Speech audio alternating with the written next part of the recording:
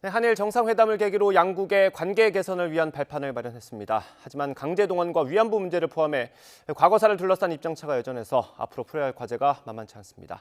조현동 외교부 1차관과 함께 자세한 얘기 나눠보겠습니다. 어서 오십시오. 네, 안녕하십니까. 감사합니다. 네, 큰 이벤트 마무리하셨습니다. 네. 쉬셔야 되는데 또 이게 설명하러 다니시느라고 바쁘실 것 같습니다. 저희 일이라고 생각합니다. 예, 알겠습니다. 제가 정상회담 얘기 나누기 전에 오늘 북한이 또 탄도미사일 도발을 했습니다. 혹시 뭐 미국이나 일본과 좀 이렇게 의견을 교환하거나 그런 일이 있었을까요? 차관께서? 예, 아마 군사당국 간에 그런 협의가 있었을 것으로 저는 알고 있고요. 또 이런 걸 협의할 수 있는 저희 메커니즘이 잘 구성되어 있기 때문에 실시간으로 협의가 이루어지고 정보 교류도 이루어지고 있다고 생각합니다. 오늘은 혹시 뭐 웬디 셔먼 부장관과 통화를 하거나 그러시진 않았고요? 오늘은 통화하지 않았습니다. 오늘은 이제 북한이 발사한 것이 단거리 미사일이기 때문에 조금 그동안에 ICBM 이런 거와는 좀 달리 비중이 좀 높지 않다 그렇게 보고 있습니다. 알겠습니다. 이것도 오늘 나오는 얘기인데 윤석열 대통령이 5월에 일본에 또 갈 가능성이 높은 겁니까? 일본 언론을 통해 나오는데 저희는 이제 설명할 길이 없어서. G7 정상회담을 말씀하시는 것 같은데요. 기본적으로 G7 정상회담의 초청 여부는 주최국인 일본이 다른 회원국들과 협의해서 결정한 것으로 알고 있고 아마 조만간 공식 발표가 있을 것으로 알고 있습니다. 다만 최근에 우리나라가 이제 국제적인 위상이 G8이다라고 평가를 받을 정도로 위상이 높아졌고 또 한일 관계도 개선되는 분위기이기 때문에 저 개인적으로는 긍정적인 기대감을 가지고 있습니다. 뭐 실무 차원에서는 좀 뭐 초청을 할 수도 있다 이런 얘기는 오가고 있는 겁니까? 뭐 실무적인 얘기는 다 말씀드릴 수 없겠습니다만 조만간 발표가 있을 것으로 기대하고 있습니다. 만약에 초청이 된다면 그 의미도 좀 클 것 같은데 설명을 좀 더 해주시면 좋겠습니다. 네, G7은 우리가 과거에 초청된 적도 있고 또 최근에는 초청을 받지 못한 경우도 있었습니다. 그런데 이제 우리의 국력이 말씀드린 대로 G7 국가들의 버금가는 위상에 도달했다는 평가가 많고 또 우리가 G7에 초청이 된다면 다양한 분야에서 G7 세계의 질서를 주도하는 국가들과 우리의 여러 가지 가치는 물론 우리의 정책에 대해서도 같이 연대하고 또 협력할 수 있는 그런 계기가 마련될 것으로 생각합니다. 역시 일본의 공식 발표가 있을 거고 또 우리 정부한테도 또 어떤 공식 통보를 해주게 되는 거 아닙니까? 그렇게 공식 발표 이전에는 그런 게 있을 것으로 기대하고 있습니다. 일단 분위기는 좋은 것 같고요, 그렇죠? 알겠습니다. 그 기시다 총리의 답방도 좀 여쭤봐야 될 것 같은데 이게 윤석열 대통령이 일본을 가면서부터 나왔던 얘기지 않습니까? 이건 어느 정도 논의가 됐습니까? 일단 정상회담에서요, 양 정상이 소위 이제 왕복 외교, 우리가 셔틀 외교라고 부르죠. 셔틀 외교를 복원한다는 데 대해서 완벽한 의견의 일치를 보았습니다. 따라서 이제 기시다 총리의 답방은 저는 시기의 문제라고 봅니다. 그래서 앞으로 한일 양국 실무진 간의 외교 채널을 통해서 그러한 문제도 협의가 있을 것으로 예상하고 있습니다. 그러면 우리가 윤석열 대통령이 지금 실무 방문을 했으니까 그럼 똑같이 실무 방문 형태로 오게 되는 겁니까? 통상 셔틀 외교라고 하면 자주 왕래하자는 취지니까요. 좀 형식에 구애받지 않는 실무 방문 그런 형식을 취하는 것이 보통입니다. 그럼 조금 더 급이 올라가거나 그럴 가능성은 없습니까? 물론입니다. 과거에 우리 김대중 대통령이나 노무현 대통령께서는 국빈으로 일본을 방문하신 적도 있습니다. 따라서 양국 간의 관계 진전이 이루어짐에 따라서 그러한 격식을 높이는 방문도 충분히 예상할 수 있다고 생각합니다. 알겠습니다. 지금부터는 조금 어려운 질문을 드려야 될 것 같습니다. 아무래도 이번에 한일 정상회담을 준비하면서 또 마친 이후에 가장 많이 얘기가 나오는 게 이제 과거사 문제 아니겠습니까? 우리 정부가 발표한 그러니까 박진 장관이 발표했던 제3자 변제안을 준비하는 과정에서 일본 정부를 혹시 설득하는 과정이 있었을까요? 이번 우리 강제징용의 해법은 우리 정부가 법률적인 검토와 자문을 거쳐서 우리가 주도적으로 결정하고 발표한 것입니다. 물론 그 과정에서 일본과 소통은 있었지만 이건 우리가 뭐 일본을 설득하려고 할 그런 사안은 아니라고 생각합니다. 그럼에도 불구하고 이제 우리 피해자들 입장에서는 일본의 사과를 요구하지 않았습니까? 그건 어쨌든 정부 차원에서 좀 논의가 있었어야 되는 거 아니냐 이런 지적이 있습니다. 이번에 일본의 그런 사과와 관련한 추가적인 조치가 미흡하다는 지적이 있는 것 잘 알고 있습니다. 그러나 아시는 바와 같이 기시다 총리는 과거 우리 식민지 지배 전체에 대해서 통절한 사과와 마음으로부터의 사죄를 얘기했던 김대중 오부치 선언을 포함한 역대 내각의 역사인식을 계승한다고 분명히 재확인했습니다. 사실 그 역대 내각의 인식 중에는 식민지배의 강제성, 부당성까지도 인정했던 칸 나오토 총리의 선언도 있습니다. 따라서 이런 측면에서 보면 우리가 어떤 새로운 표현의 사과를 받는 것도 의미가 있겠지만 그동안 일본이 여러 차례 했던 그러한 사과를 일관되고 또 충실하게 진정성 있게 계승해 나가도록 하는 것도 중요하다고 생각합니다. 예. 그래서 이번에는 그런 차원에서 이해를 해주시면 좋을 것 같습니다. 이 3자 변제안이 그 이제 대법에서 확정 판결을 받은 피해자분들에게 이제 우리 행안부 산하에 있는 재단이 그렇습니다. 대신 변제하는 거 아니겠습니까? 그러면 어쨌든 일본 기업이 갚아야 할 돈은 우리 정부에 있는 재단이 갚아주는 건데, 그러면 혹시 일본 기업에 대한 설득 과정이 있었을지도 궁금합니다.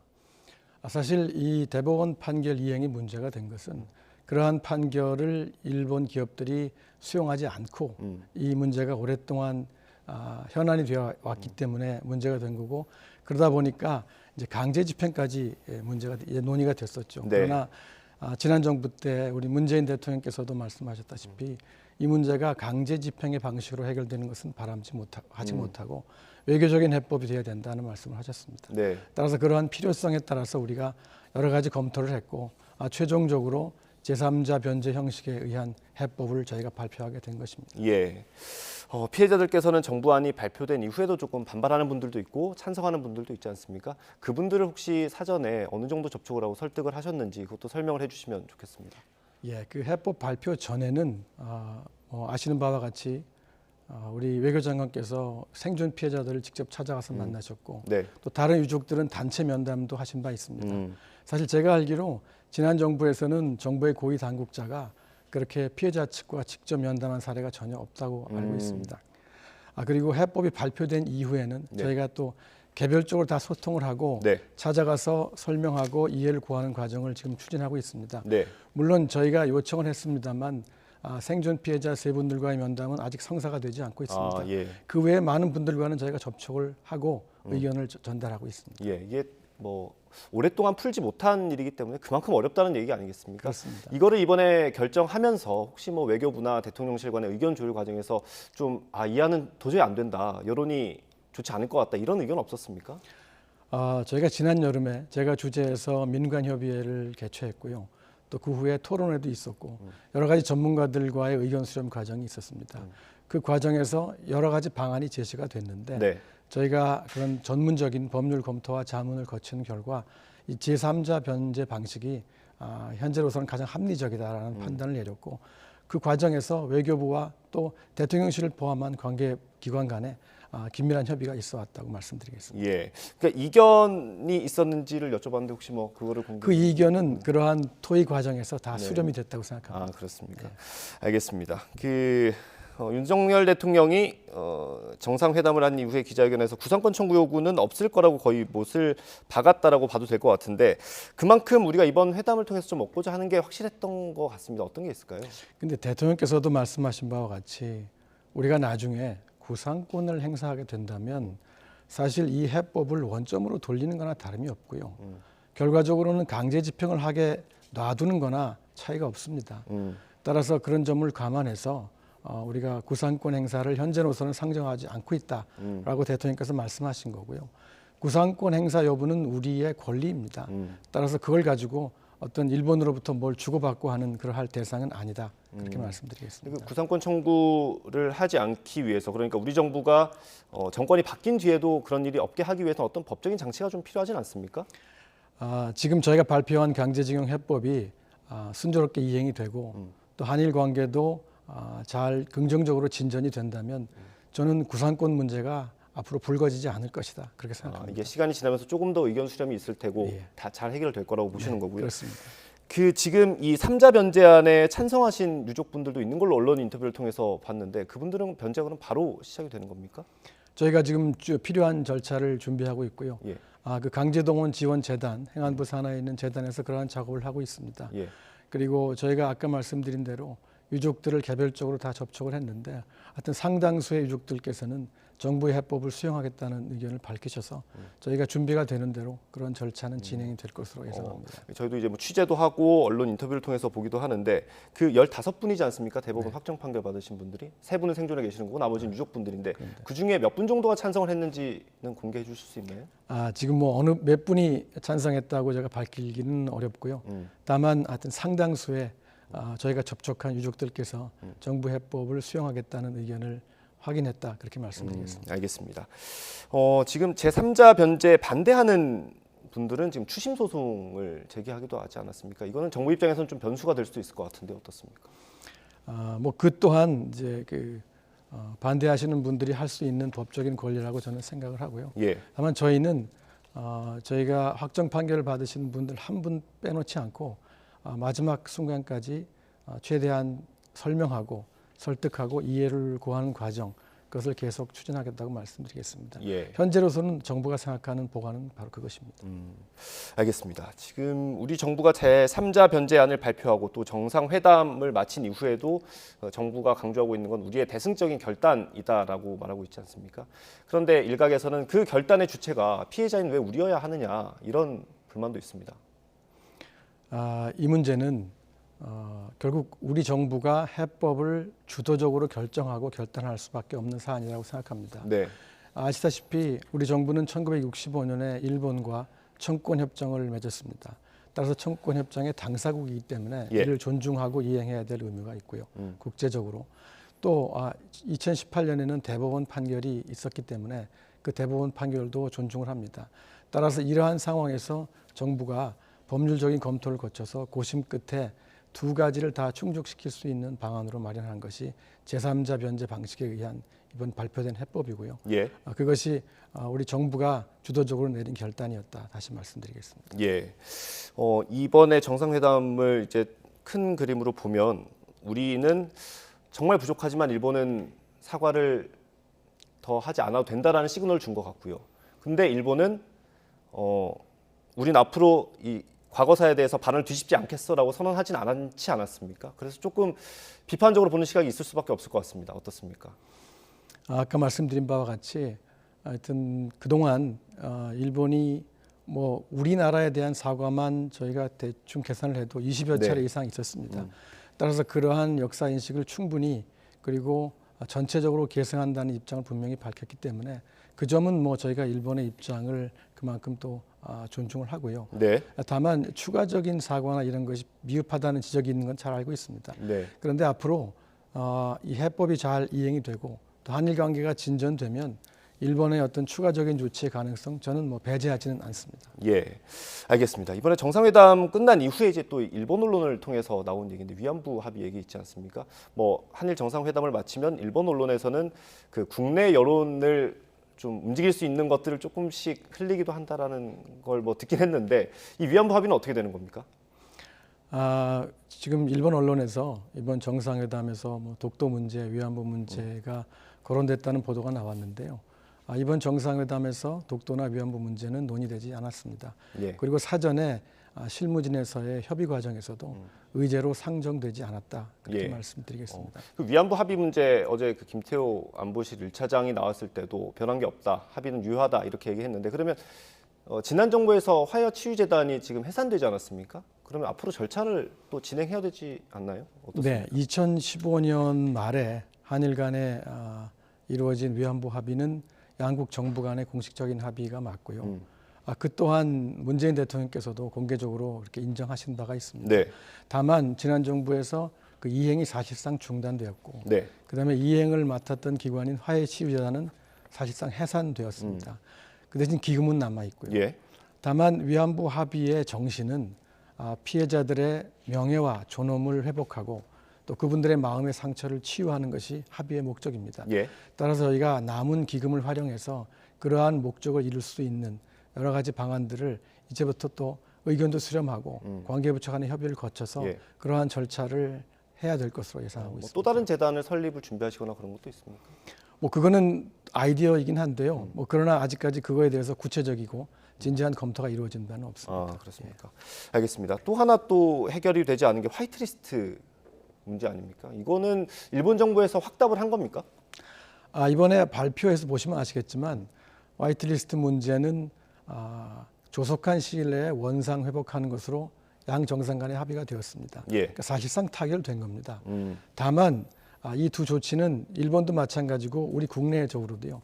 관련 법령을 개정하고 또 정부가 고시도 해야 되는 등 절차가 있습니다. 예. 따라서 그런 절차가 완료가 되면 조만간에 이 문제도 완전히 해결될 것으로 생각하고 있습니다. 예. 알겠습니다. 일본 정부가 어떤 호응을 하는지 좀 지켜보도록 하고요. 후쿠시마 오염수 방류가 이제 올 여름쯤 있을 예정이라고 하는데 이건 우리 정부가 어떻게 대비하고 있습니까? 후쿠시마 오염수 문제에 관한 우리 정부의 원칙은 분명합니다. 국민의 건강과 안전 이것이 최우선입니다.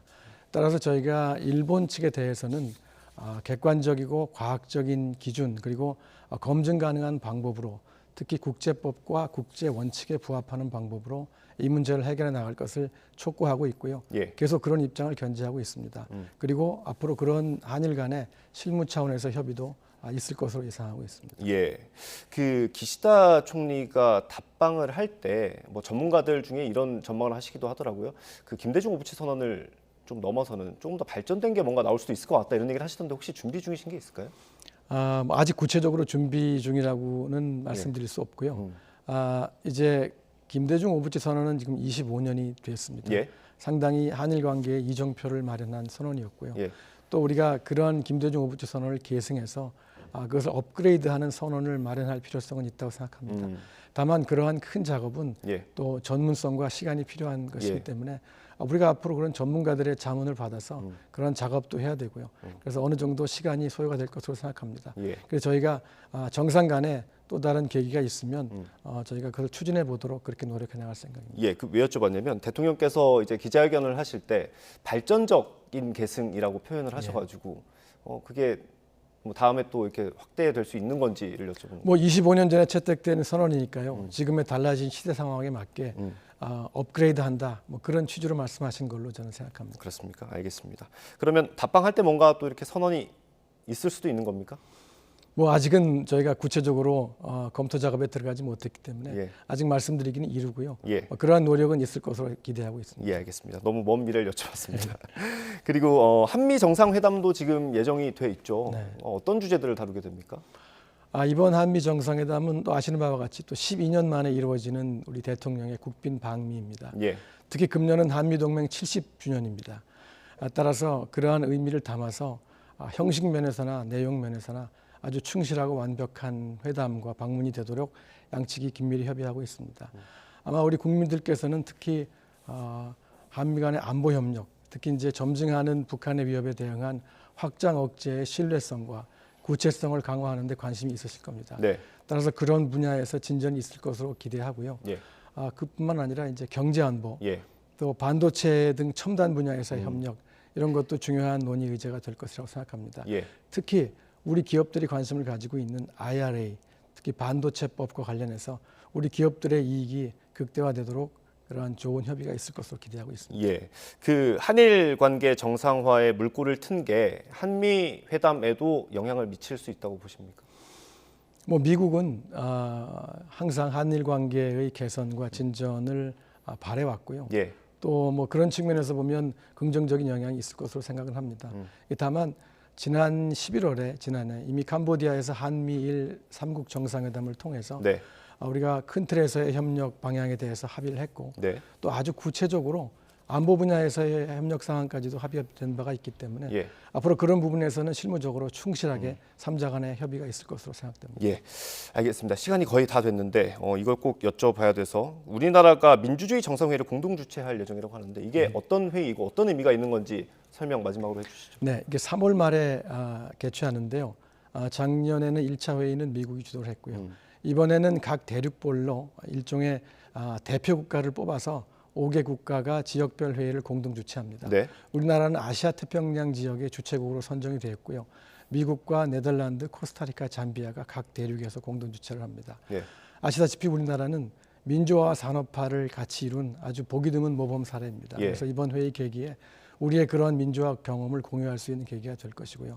특히 윤석열 정부의 정책 기조인 자유, 민주주의 그리고 법치주의 이러한 보편적 가치를 공유하는 국가들과의 연대, 예. 공조를 강화할 수 있는 계기가 될 것으로 기대하고 있습니다. 정상들이 우리나라에 방문하시는 정상들 간의 협의는 화상으로 하고요. 그다음에 장관급에서는 대면 협의를 할 예정입니다. 알겠습니다.